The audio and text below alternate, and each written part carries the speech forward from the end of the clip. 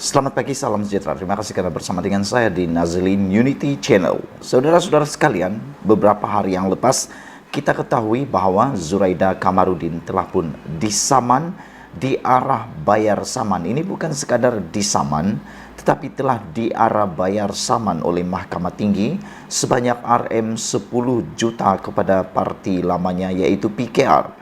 Ini satu perkara yang baik yang pernah saya utarakan sebelum ini, yaitu satu duluan yang amat baik dan terbukti apabila selepas saya mengeluarkan kenyataan tersebut, Setiausaha Agung PKR yaitu Saifuddin Nasution Ismail telah menyatakan bahwa itu hanya satu permulaan, dan beliau menyatakan bahwa akan ada pemimpin-pemimpin PKR yang telah menjadi pengkhianat, yang telah keluar daripada parti PKR menyertai parti-parti yang lain semasa langkah Sheraton yang akan turut menerima bahana yang sama.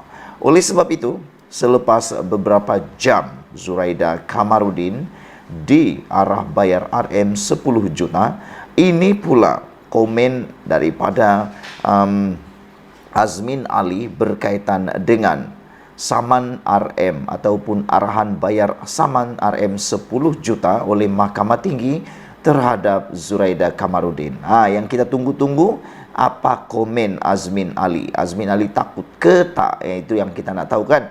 Anda nak tahu? Ikuti terus ulasan ini. Baiklah, saudara-saudara sekalian, Azmin Ali ialah antara orang yang terlibat dalam langkah Sheraton yang menyebabkan kerajaan Pakatan Harapan telah pun tumbang gara-gara pengkhianatan beberapa orang pemimpin parti PKR dan juga parti-parti yang lain. Saudara-saudara sekalian, ini komen Azmin Ali. Azmin Ali kata beliau yakin Zuraida akan menang peringkat rayuan. Wah, dia takut ke? Kita nak tanya macam tu soalan kepada Azmin Ali. Selepas Zuraida disaman 10 juta itu, berjaya disaman 10 juta, Azmin Ali dia takut ke? Sehingga Azmin Ali yakin. Beliau kata dia yakin Zuraida menang peringkat rayuan. Tak tahulah dari mana keyakinan Azmin Ali ini yang boleh menyebabkan Zuraida Kamarudin menang di peringkat rayuan. Saya tak tahu dari mana dia boleh yakin. Pengerusi Perikatan Nasional PN Selangor Muhammad Azmin Ali berpandangan keputusan Mahkamah Tinggi yang mengarahkan Zuraida Kamarudin membayar Rm 10 juta kepada PKR bukan pengakhiran. Sebaliknya, bekas timbalan Presiden PKR itu berkata, Zuraida masih mempunyai ruang untuk membatalkan keputusan itu di peringkat Mahkamah Rayuan nanti. Itu bukan keputusan muktamad. Zuraida punya hak untuk buat rayuan, kata Azmin Ali. Saya percaya dengan fakta-fakta yang bakal dikemukakan nanti di Mahkamah Rayuan, Zuraida dibebaskan daripada keputusan membayar Rm 10 juta, katanya dalam media. Semalam, Mahkamah Tinggi Kuala Lumpur membenarkan saman oleh PKR untuk menuntut 10 juta daripada Zuraida yang juga bekas naib presidennya kerana berpaling tadah daripada parti itu selepas menang kerusi Ampang pada PRU 14. Hakim Akhtar Tahir membuat keputusan itu selepas mendapati hujahan Zuraida bahawa bon itu ditandatanganinya atas alasan dipaksa adalah tidak berasas. Mahkamah juga memerintahkan Zuraida membayar kos Rm 50,000 kepada PKR. Bukti menunjukkan Zuraida menandatangani bon itu dengan pengetahuan penuh mengenai kandungannya. Zuraida menandatanganinya secara sukarela kerana mahu bertanding dalam pilihan raya atas tiket PKR, kata Hakim. Sementara itu, Azmin ketika ditanya sama ada akan bertanding dalam PRN Selangor, beliau berkata dia menunggu arahan daripada pucuk pimpinan Bersatu. Azmin ni tarik tali lah kan, on off. Baru-baru ini dia menyatakan dia macam mau berehat daripada politik dan seakan-akan tak mahu bertanding. Tiba-tiba pula dia kata tunggu arahan daripada pucuk pimpinan.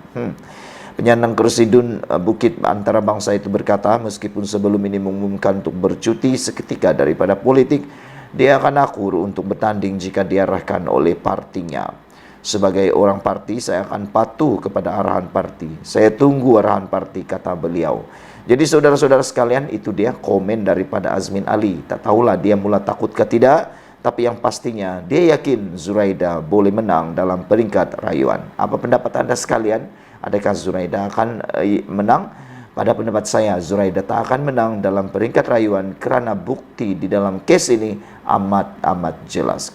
Kita jumpa lagi. Bye-bye. Selamat petang, salam sejahtera. Terima kasih kerana bersama dengan saya di Nazili Unity Channel. Ada orang mengatakan selamat tinggal KJ, selamat bye-bye KJ. KJ sudah tidak ada harapan lagi, dan ada juga kata KJ nak pergi ke mana lagi, dan memang kata mereka KJ memang tidak akan bertanding dalam PRU atau PRN. Ini semua apabila seorang pemimpin daripada Bersatu telah mengingatkan bahawa sudah masanya untuk Bersatu perlu move on. Tajuk ini dipetik daripada Sabuddin Hussein. Bersatu, jangan buang masa lagi fikir tentang KJ. Timbalan Presiden Bersatu Ahmad Faizal Azumu berkata, persoalan sama ada bekas pemimpin UMNO Khairi Jamaluddin akan menyertai parti itu atau sebaliknya tidak lagi perlu difikirkan. Beliau berkata banyak perkara lain yang perlu diberi perhatian berbanding hanya tentang seorang pemimpin politik kerana mereka datang dan pergi, kata beliau lagi. Apa pendapat anda? Adakah anda juga setuju dengan apa yang dikatakan oleh Ahmad Faizal Azumu ini? Bahawa apa yang perlu dibuat oleh parti Bersatu ialah mereka tidak perlu memikirkan lagi, jangan lagi buang masa fikir tentang KJ. Beliau berkata banyak perkara yang perlu difikirkan, yang perlu diberi perhatian, yang lebih penting daripada seorang pemimpin politik kerana mereka datang dan pergi. Saya harap kita tak perlu terlalu fikir tentang seorang pemimpin, tapi perlu bimbang keadaan kos sara hidup rakyat begitu tinggi dan sebagainya yang perlu diberikan keutamaan, kata Faizal Azumu lagi. Saya tak tahu bijak bila Faizal Azumu ni begitu bijaksana sekali. Pemimpin politik datang dan pergi, kita semua sepatutnya beri fokus untuk pelihara rakyat berbanding memikirkan di mana seseorang nak bertanding, kata beliau lagi. Beliau berkata demikian pada sidang akhbar di Bilik Gerakan PN Negeri Sembilan di Seremban, menjawab persoalan tentang kedudukan bekas ahli Parlimen Rembau itu dalam Bersatu. Faizal bagaimanapun berkata, beliau menghargai pemimpin seperti Khairi yang mengutamakan rakyat berbanding kedudukan politiknya. Saya lihat beliau sebagai seorang tokoh pemimpin yang sanggup bekerja untuk rakyat dan negara dalam apa jua kapasiti. Itu jauh lebih penting, katanya lagi. Dilaporkan sebelum ini bahawa Presiden Bersatu Muhyiddin Yassin enggan mengulas lagi mengenai tawaran kepada Khairi Jamaluddin untuk menyertai Bersatu. Muhyiddin yang juga pengerusi Perikatan Nasional berkata Khairi sudah menjelaskan mengenai tawaran itu di podcast Keluar Sekejap. Dalam episod terbaru Keluar Sekejap pada Rabu, Khairi berkata beliau memohon masa tambahan untuk memikirkan tawaran menyertai Bersatu yang dibuat Muhyiddin bulan lepas. Jadi saya tertarik apabila tindakan bijaksana daripada Faizal Azumu atau Peja ini amat baik sekali apabila beliau kata banyak perkara lain lagi yang perlu diberi perhatian yang lebih besar, lebih penting berbanding hanya tentang seorang pemimpin politik kerana mereka datang dan pergi. Jadi memang betul lah seperti yang dikatakan Peja itu, tak perlu fikir lagi tentang KJ mau menyertai Bersatu atau tidak. Dan Peja juga berkata, saya harap kita tidak perlu terlalu berfikir tentang seorang pemimpin, tapi perlu bimbang tentang kos sara hidup rakyat yang begitu tinggi dan sebagainya yang perlu diberikan keutamaan, katanya. Pemimpin politik datang dan pergi, kita semua sepatutnya memberi fokus kepada pelihara rakyat berbanding memikirkan di mana seseorang nak bertanding, kata beliau lagi. Sekian dulu untuk kali ini, ikuti terus ulasan selepas ini. Sehari selepas pilihan raya atau kempen bermula, Selangor dah bubar, Kelantan juga dah bubar. Tiba-tiba tersebar satu kenyataan keratan luar biasa yang menulis tentang 3 amanat buat pejuang Islam. Tetapi ianya telah dinafikan oleh PAS. PAS telah menafikan bahawa Hadi mengeluarkan amanat Halalkan fitnah, bunuh. Wah, ini satu perkara yang harus tidak terjadi di Malaysia. Tidak boleh berlaku langsung di Malaysia. Berita ini saya petik daripada Malaysia Kini dan saya akan bacakan secara terang dan bulat kepada anda tanpa saya tokok tambah. Tidak pernah Abdul Hadi Awang mengeluarkan kenyataan berbaur ganas sebagai amanah untuk para ahli PAS, kata jurucakap parti itu hari ini. Kenyataan ringkas itu dibuat ekoran tersebarnya poster mendakwa Presiden PAS terbabit kononnya menghalalkan 3 perbuatan yang bercanggah dengan agama, iaitu memfitnah, memutuskan persaudaraan dan membunuh. Bercakap kepada Malaysia Kini, Setiausaha Akbar Abdul Hadi Abdul Malik Abdul Razak memberitahu kenyataan tersebut adalah tidak benar. Harap maklum bahawa poster yang disebarkan itu adalah fitnah dan palsu. Tuan Guru Abdul Hadi tidak pernah mengeluarkan amanat tersebut, katanya. Terdahulu, tular tangkap layar yang mendakwa kononnya Abdul Hadi memberikan 3 amanat kepada pejuang Islam. Poster itu turut dikaitkan dengan nama adun kubu gajah di Perak, Khalil Yahya. Khalil beberapa hari lalu terbabit menyebarkan dakwaan kononnya ahli Parlimen Seputih Teresa Cook dilantik menjadi pengerusi Felda bagi menggantikan pemimpin UMNO Idris Jusso. Khalil sudah mengakui kesilapan tersebut dan meminta maaf. Pihak adun PAS itu juga mendakwa hantaran berkenan bukan dibuat oleh Khalil sendiri, sebaliknya dilakukan penyelenggara akaun Facebooknya. Untuk rekod, Abdul Hadi bukanlah asing dengan amanat dalam langkah politik PAS.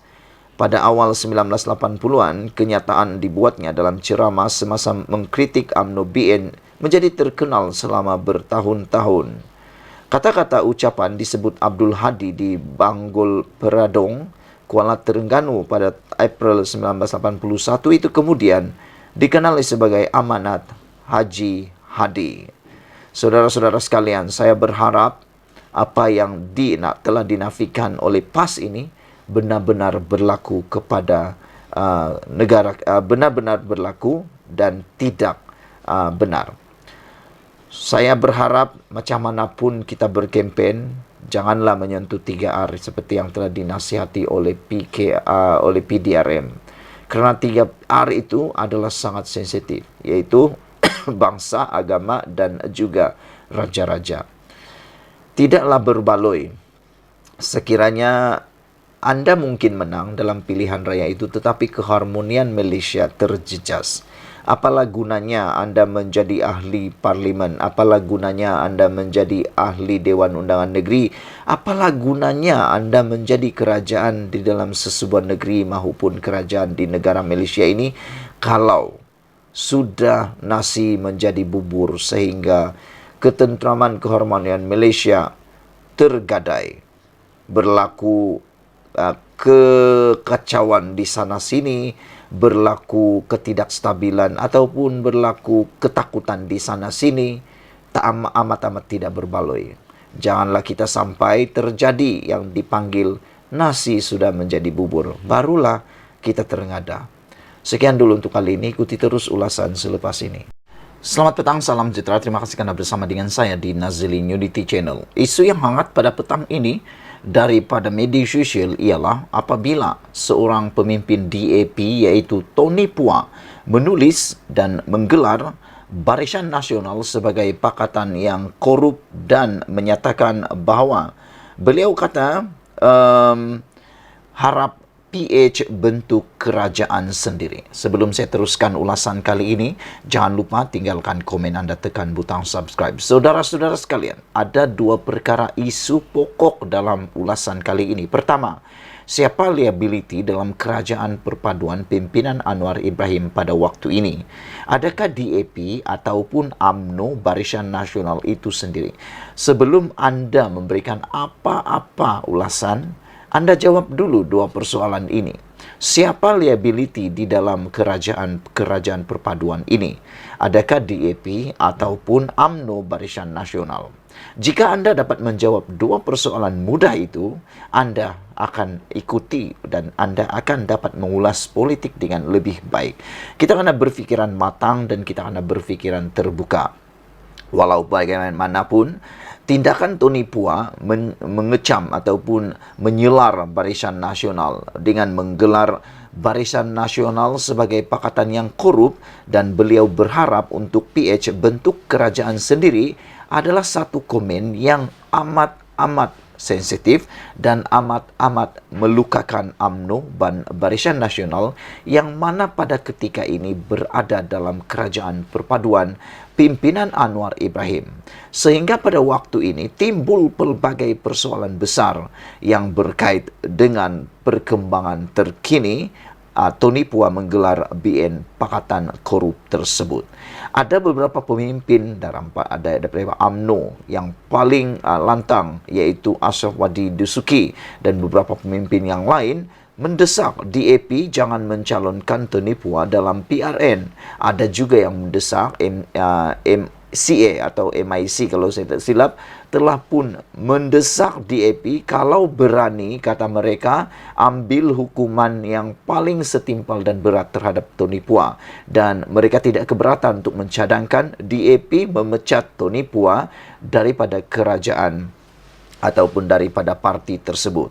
Walaupun Anthony Loke telah menyatakan bahawa kenyataan daripada Tony Pua itu tidak mewakili DAP, namun telah menimbulkan pelbagai persoalan besar dan lebih memanaskan lagi dunia politik Malaysia dikala kempen pilihan raya sudah bermula pada hari ini. Dan salah seorang yang lantang bercakap, iaitu Isham Jalil, juga mengatakan bahawa BN sedia untuk jadi pembangkang. DAP boleh tinggalkan UMNO. Saudara-saudara sekalian, apa yang menjadi persoalan kita ialah apabila Isham Jalil mengatakan perkara tersebut, iaitu BN sedia jadi pembangkang, DAP boleh tinggalkan UMNO. Kita pun tahu DAP dan UMNO sebenarnya tak pernah bersepakat sebelum terbentuknya kerajaan perpaduan. Tetapi oleh kerana titah ke bawah Duli Yang Maha Mulia yang di-Pertuan Agong, maka terbentuklah kerajaan yang menggabungkan seteru politik utama di Malaysia ini. Isham Jalil, ahli Majlis Kerja Tertinggi UMNO, mengatakan bahawa Tony Pua yang menggelar Barisan Nasional sebagai pakatan yang korup harus dibidas. Menurutnya, Tony Pua disarankan untuk memberi cadangan kepada pemimpin parti DAP supaya meninggalkan UMNO daripada kerajaan perpaduan sekiranya parti itu dilihat terlalu korup. Menjadi persoalan kita ialah kalau DAP meninggalkan kerajaan perpaduan ini, saya yakin kerajaan perpaduan ini akan tumbang. Kerana banyak kerusi dipegang sebenarnya oleh DAP berbanding UMNO. Tetapi kalau UMNO yang tinggalkan kerajaan perpaduan, tidak ada kesan langsung kepada kerajaan perpaduan ini. Meskipun kalaupun pemimpin-pemimpin UMNO, Barisan Nasional, mendesak Zahid Hamidi supaya tarik sokongan ataupun tidak lagi menyokong Anwar Ibrahim keluar daripada kerajaan perpaduan dan menyertai mana-mana gabungan ataupun berdiri sebagai pembangkang seperti yang dikatakan oleh Isham Jalil ini, maka tidak akan ada apa-apa kesan kepada kerajaan perpaduan. Dan mungkin seperti ulasan awal saya tadi, liability besar kepada Anwar Ibrahim sebenarnya sudah hilang. Kerana kita perlu tahu, sebenarnya pada hemat dan jawapan saya, DAP pun boleh menjadi liability kepada kerajaan perpaduan, tetapi UMNO dan Barisan Nasional pun boleh menjadi liability kepada kerajaan perpaduan. Tanpa Barisan Nasional dalam kerajaan perpaduan pun sebenarnya Anwar Ibrahim masih lagi boleh jadi Perdana Menteri. Oleh sebab itu, apabila Isham Jalil menyatakan keberanian, kelantangan beliau menyatakan bahawa mereka sedia menjadi pembangkang, pada pendapat saya itu satu tindakan yang terburu-buru. Kerana untuk menjadi pembangkang adalah amat terlampau susah. UMNO hanya mampu menjadi pembangkang sewaktu sebelum langkah Sheraton selama 22 bulan saja. Tetapi sudah tak tahan lagi sehingga turut terlibat di dalam langkah Sheraton dalam membentuk kerajaan campuran Perikatan Nasional BN sewaktu langkah Sheraton. Jadi saya pikir sebenarnya apa yang dinyatakan oleh Isyam Jalil ini lebih kepada mengikut emosi. Kerana kalau benar Barisan Nasional dan UMNO menjadi pembangkang, pasti sesuatu yang lebih teruk akan mereka alami. Silap sedikit, UMNO, Barisan Nasional akan menghadapi masalah paling besar yang tak pernah mereka lalui sebelum ini. Dan seperti penganalisis politik kata, dan juga ada beberapa ahli politik mengatakan, kalau UMNO jadi pembangkang, UMNO akan terkubur dan selama-lamanya menuju alam barzakh, kata mereka. Jadi itu sebabnya saya mengatakan bahwa tindakan Tony Pua membuat pernyataan seperti itu sebenarnya sudah lama beliau lakukan, bukan pada waktu ini. Sudah lama DAP sebenarnya terbiasa. Sudah lama DAP menggunakan naratif seperti itu. Sejak sebelum lagi mereka membentuk kerajaan dahulu, sudah mereka gunakan naratif cerita seperti itu, yaitu Barisan Nasional Pakatan Korup. Tetapi oleh kerana membentuk kerajaan, maka mereka harus menjaga buah mulut mereka, mesti menjaga hati mereka, mesti menjaga mulut mereka, kerana sekarang ini mereka bersama dalam satu pasukan. Jadi kalau mau persalahkan Tony Pua, sebenarnya tidaklah terlalu adil, kerana Tony Pua sudah terbiasa dengan tindakan DAP dulu memang mengambil pendekatan naratif seperti itu.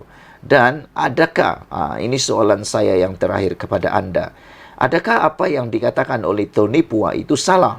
Kalau kamu tahu dan kamu ada jawaban kepada persoalan itu, sila tinggalkan komen kamu. Mungkin anda komen anda berkaitan dengan naratif itu. Benarkah apa yang dikatakan oleh Tony Pua itu atau ianya bohong?